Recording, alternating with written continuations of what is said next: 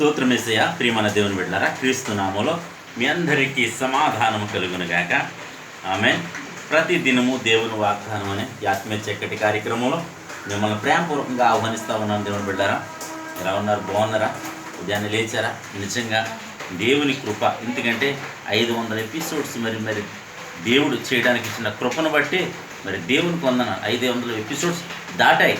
అందుని బట్టి దేవునికి వందనాలు. ఎందుకంటే దేవుడు మనల్ని ఎంతగానో ప్రేమిస్తున్నాడు. ఎంత భారమైన మరి కష్టమైన మరి ప్రతి దినము దేవుడు మీకోసం వాగ్దానాన్ని మరి వీడియో రూపంలో చేయిస్తున్నాడు.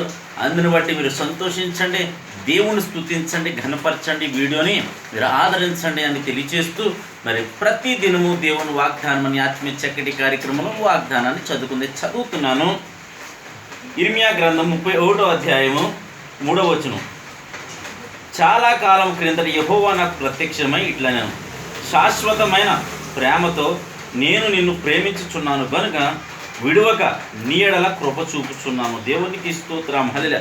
చాలా కాలం క్రిందట మరి దేవుని కృప మరి నన్ను ఎంతగానో ప్రేమించి మరి తన సేవకై మరి పిలుచుకున్నప్పుడు మరి నేను మరి భయపడి మరి వెనకం చేసినప్పుడు మరి తర్వాత మళ్ళీ దేవుడు తన కృపను బట్టే మరి నాకు తగ్గ సేవ, నేను చేయగలిగిన సేవ, ఈ యూట్యూబ్ పరిచర్య మరి దర్శనం ద్వారా బయలుపరిచి మరి ఈ దినము ప్రతి దినము మీకు దేవుని వాగ్దానం అందించడానికి కృప తోడైంది. ఎందుకంటే దేవుడు ప్రేమ స్వరూపి గనుక మరి తన కృప మనల్ని విడువక నిత్యము మరి కాపాడుతూ మరి దేవుడు ఏం చేస్తున్నాడంటే మనకిచ్చిన మరి తన వాక్కు, ప్రత్యక్షమైన వాక్కు మన జీవితంలో నెరవేర్చబడుతుంది. ఈ దినము నా జీవితంలో నెరవేర్చబడింది.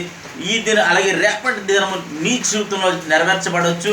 మరి దేవుని వాక్కు నీకు ప్రత్యక్షమై మరి నీకు చేసిన వాగ్దానాలు దేవుడు నిర్వర్తించబోతున్నాడు కనుక ఆయన నిన్ను విడవను, ఎడబాయను అంటున్నాడు. ఈ దినము నన్ను విడవలేదు, ఎడబాయలేదు, నాకు తోడై ఉన్నాడు, నీకును తోడై ఉంటాడు. నిన్ను కూడా అనేక మందికి ఒక వెలుగుగా మరి ఆశీర్వాదకరముగా దేవుడు మారుస్తాడు. ఎందుకంటే దేవుని చెంతకొచ్చువాడు ఆశీర్వదించబడతాడు. దేవునికి స్తోత్రం. ఆయనే. ఎందుకంటే ఆయన ఆశీర్వదించడానికి సమర్థుడు, శక్తిమంతుడు.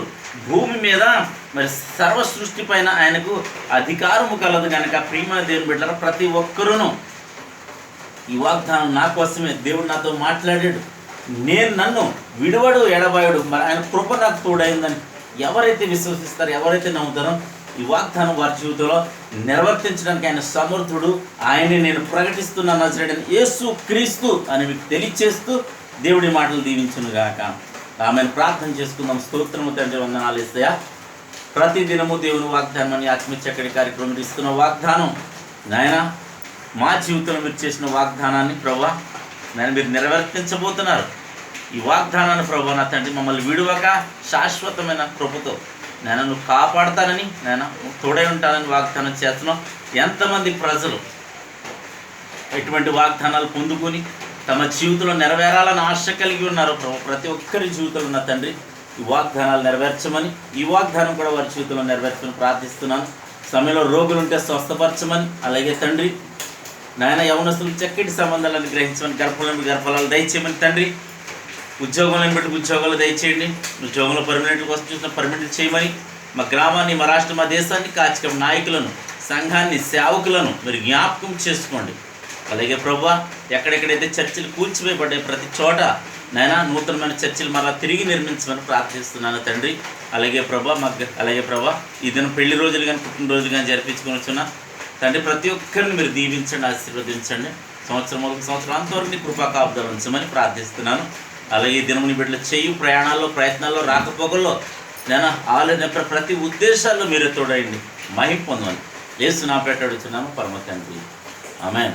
నేను నమ్ముతున్నాను ప్రియమైన ప్రభు మీతో మాట్లాడి మిమ్మల్ని బలపరిచే ప్రతి ఒక్కరూ వీడియోని లైక్ చేయండి, షేర్ చేయండి, ఛానల్ సబ్స్క్రైబ్ చేయండి. దేవుడు నిన్ను నీ కుటుంబాన్ని దీవించునుగాక.